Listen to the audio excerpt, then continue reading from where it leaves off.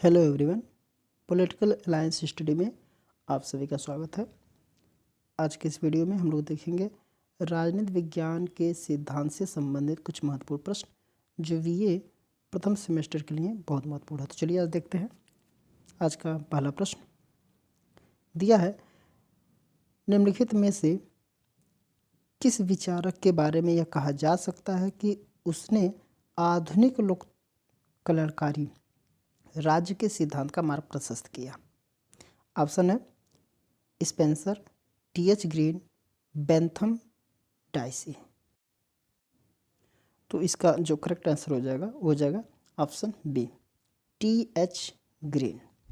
देखिए TH. Green के बारे में बताते हैं कि देखिए ये इन्होंने 3 बड़ी बुराइयों जैसे अज्ञानता है, गरीबी, नशाखोरी के उन्मूलन पर बल दिया और इस प्रकार उसने कल्याणकारी राज्य के सिद्धांत का मार्ग प्रशस्त किया। जैसे कल्याणकारी राज्य पदबंध का प्रयोग आर्कबिशप जो है, इस शब्द का प्रयोग जो है आर्कबिशप टेम्पल ने अपनी पुस्तक सिटीजन एंड चर्चमैन में अधिनायकों के सत्तावादी राज्य शब्द के विरोध में किया था। ठीक है, तो इसका ऑप्शन बी इसका करेक्ट आंसर हो जाएगा। अगला प्रश्न है, पॉलिटिकल मैन नामक पुस्तक का लेखक कौन है? ऑप्शन है Max Weber, A E. Lindsay, H D. Lasswell और एस.एम. लिपसेट। तो इसका जो राइट आंसर हो जाएगा, करेक्ट आंसर हो जाएगा ऑप्शन डी, एस.एम. लिपसेट। देखिए पॉलिटिकल मैन ये इसकी जो रचना हुई थी ये हुई थी 1960 में। ये जो है एक अमेरिकी समाज विज्ञानी एस.एम. लिपसेट है। इनकी अन्य कुछ रचनाएं हैं जैसे यूनियन डेमोक्रेसी भी इन्हीं की रचना है, social mobility in industrial society, the first new nation इत्यादि कुछ ऐसे पुस्तकें हैं। ये पुस्तकें पूरे विश्व में लोकतंत्र के आधारों का एक प्रभावकारी विश्लेषण के बारे में बताता है। नेक्स्ट, किस प्रथम आधुनिक राजनीतिक विचारक ने विश्व का ध्यान पुलिस राज्य धारणा से कल्याणकारी राज्य की विचारधारा की ओर आकर्षित किया? ए है मार्क्स, बेंथम, मिल और लास्की। तो इसका जो करेक्ट आंसर हो जाएगा वो हो जाएगा ऑप्शन डी, लास्की। देखिए 19वीं सदी के अंत तक अधिकांश राज्य अपने को पुलिस राज्य तक रहकर ही संतुष्ट थे। उनका मुख्य कार्य शांति व्यवस्था कायम करना था। जन कल्याण का कार्य व्यक्तियों द्वारा व्यक्तियों के समूहों के लिए छोड़ दिया गया था। आधुनिक राजनीतिक विचारकों में सबसे पहले लास्की विश्व का ध्यान पुलिस राज की ओर से हटा करके कल्याणकारी राज की ओर ले गए थे। तो ऑप्शन इसका डी इसका करेक्ट आंसर हो जाएगा। अगला प्रश्न है, राज्य अन्य समुदायों की तुलना में श्रेष्ठ है क्योंकि वह अन्य समुदायों की अपेक्षा आकार में बड़ा है, उसके पास दंडकारी शक्ति है, इसकी सदस्यता अनिवार्य है, या लास्ट ऑप्शन है यह एक प्राकृतिक समुदाय है। तो इसका जो करेक्ट आंसर हो जाएगा उसके पास दंडकारी शक्ति है। ऑप्शन बी इसका करेक्ट आंसर हो जाएगा। देखिए राज्य जो है अन्य समुदाय की तुलना में श्रेष्ठ है। समुदाय से तात्पर्य समाज विचार रखने वाले मनुष्यों के उस संगठन से है जो किसी विशिष्ट उद्देश्य की पूर्ति के लिए बनाया गया है। दिया है कि यह सत्य है कि जहाँ दमनकारी शक्ति नहीं होती वहाँ राज्य नहीं होता, परंतु शक्ति के प्रयोग से ही राज्य का निर्माण नहीं होता, अन्यथा दस्युपोत। देखिए दस्युपोत जो होते हैं उसे समुद्री लुटेरा कहा जाता है, इसको समुद्री लुटेरा के नाम से जाना जाता है, उसे दस्युपोत कहते हैं। अथवा विद्रोहकारी सेना भी एक राज्य कही जा सकती है। यह जो है किसका कथन है? Fredericks Engels, Robert MacIver, H J. Laski और मैक्स वेबर। तो इसका जो करेक्ट आंसर हो जाएगा रॉबर्ट मैकाइवर। ऑप्शन बी इसका करेक्ट आंसर हो जाएगा। देखिए मैकाइवर के अनुसार यह सत्य है कि जहाँ दमनकारी शक्ति नहीं होती वहाँ राज्य नहीं होता, परंतु शक्ति के प्रयोग से ही राज्य का निर्माण नहीं होता, अन्यथा जो समुद्री लुटेरे हैं या विद्रोहकारी जो सेनाएं हैं वो भी एक राज्य कही जा सकती है। यह जो है ये रॉबर्ट मैकाइवर ने इस तरीके से बात कही है। अगला प्रश्न है, राज्य की अपेक्षा स्वायत्तता की संकल्पना किसके नाम के साथ जुड़ी हुई है? लेनिन, स्टालिन, ग्राम्सी या फिर माओ? तो देखिए इसका जो करेक्ट आंसर हो जाएगा ऑप्शन सी, ग्राम्सी। राज्य की अपेक्षा देखो, राज्य की सापेक्ष स्वायत्तता की संकल्पना ग्राम्सी के साथ जुड़ी हुई है। ग्राम्सी की गणना असाधारण प्रतिभा के वामपंथी जो है चिंतकों में होती है। ग्राम्सी का जो जन्म हुआ था, ये कहाँ हुआ था? इटली में हुआ था। इन्होंने अपना कुछ समय जेल में बिताया। ग्राम्सी ने राज्य के अनेक मान्यताओं को अस्वीकार करते हुए बुर्जुआ राज का नया विश्लेषण प्रस्तुत किया था। अगला है, भारतीय राजनीति को मांगजन्य व्यवस्था और आदेशात्मक व्यवस्था के बीच संघर्ष का काल किसने माना? ये है रजनी कोठारी, पार्थ चटर्जी, लॉयड और सुजेन रुडोल्फ और मायरन वीनर।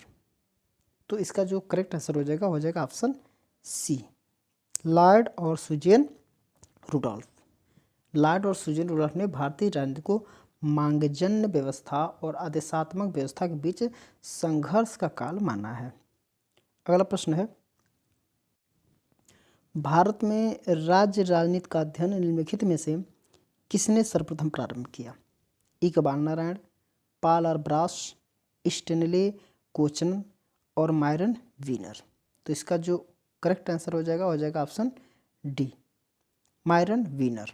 देखिए मायरन वीनर ने भारत में राज्य राजनीति का अध्ययन सर्वप्रथम प्रारंभ किया। भारत में राजनीति की, देखिए भारत में राज्यों की जो राजनीति है इसके अध्ययन के संबंध में मायरन वीनर एवं इकबाल नारायण ने इस तथ्य को स्वीकार किया कि विशिष्ट ऐतिहासिक, सांस्कृतिक, सामाजिक तथा वैचारिक संदर्भ में मूल आधार यह है कि प्रत्येक राज्य का अपना अलग अलग रहा है, उसकी पहचान रही है। तो ऑप्शन डी इसका राइट आंसर हो जाएगा, करेक्ट आंसर हो जाएगा। नेक्स्ट है कि किसने कहा कि राज्य मानवीय गतिविधि है जो प्रदत्त क्षेत्र के साथ भौतिक बल के वैध उपयोग के एक अधिकार का सफलतापूर्वक दावा करता है? ए है डेविड स्टर्न, बी है जी ए आमंड और कार्ल मार्क्स और मैक्स वेबर। तो इसका देखिए जो करेक्ट आंसर हो जाएगा मैक्स वेबर, ऑप्शन डी इसका करेक्ट आंसर हो जाएगा। देखिए 20वीं शताब्दी के आरंभ में प्रसिद्ध जर्मन समाज वैज्ञानिक मैक्स वेबर ने राज्य की समाज वैज्ञानिक परिभाषा की आवश्यकता पर बल देते हुए विचार दिया कि राज्य ऐसा समुदाय है जो निर्दिष्ट भूभाग में भौतिक बल के विधि सम्मत प्रयोग के एक अधिकार का दावा करता है। तो ऑप्शन डी इसका करेक्ट आंसर हो जाएगा। अगला प्रश्न है, राज्य समाजों का एक समाज है, यह कथन किसका है? लास्की का, लिंडसे का, हीगल का या फिर दांते का? तो इसका जो करेक्ट आंसर हो जाएगा लिंडसे का, ऑप्शन बी इसका करेक्ट आंसर हो जाएगा। नेक्स्ट देखिए निम्नलिखित में से कौन एक सही सुमेलित नहीं है? ध्यान रहे यहाँ पे पूछा नहीं है। राज्य व्यक्ति का बृहद रूप है, देखिए प्लेटो, ये सही है। राज्य स्वयं में प्राकृतिक है, राज्य स्वयं में क्या है? प्राकृतिक है। देखिए ये भी देखा जाए तो ये सुमेलित नहीं है, गलत है। राज्य एक ईश्वरीय कृति है, ये हीगल है, ये सही है।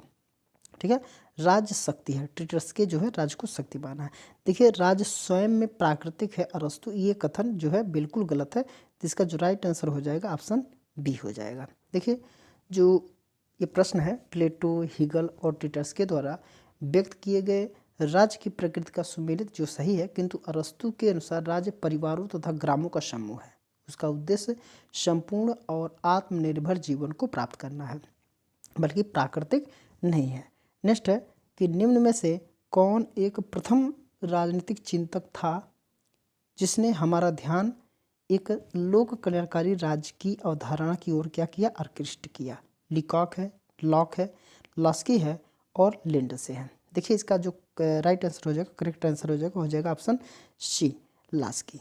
देखिए ये जो एस.जे. लास्की अर्थात हेरोल्ड जोसेफ लास्की जो प्रथम राजनीतिक विचारक रहे हैं जिसने राज्य के लोक कल्याणकारी स्वरूप की अवधारणा की तरफ ध्यान खींचा।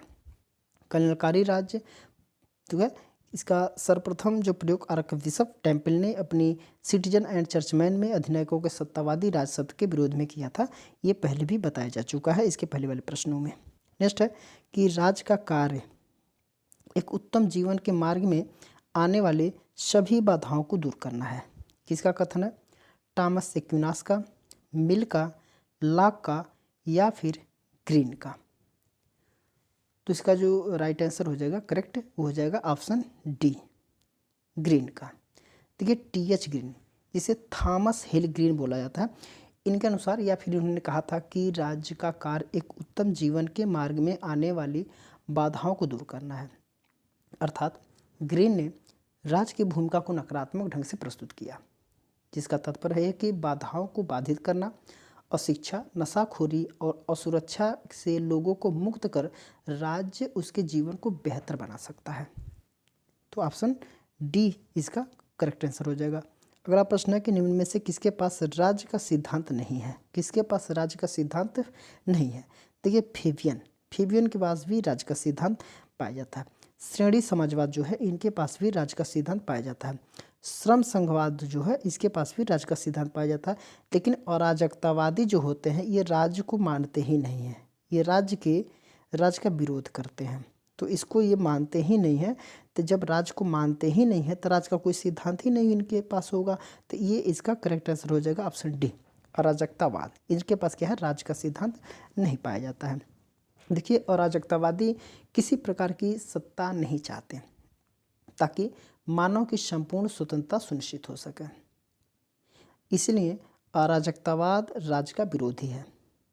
अराजकतावाद अनार्किज्म शब्द का जो हिंदी रूपांतरण है, और एनार्किज्म शब्द की उत्पत्ति एक ग्रीक शब्द एनार्किया से हुई है, जिसका अर्थ होता है कि शासन न होना। एनार्किज्म का मतलब होता है शासन न होना। तो देखा जाए तो अराजकता ही इसका करेक्ट आंसर हो जाएगा, जो राज्य का सिद्धांत नहीं मानता है।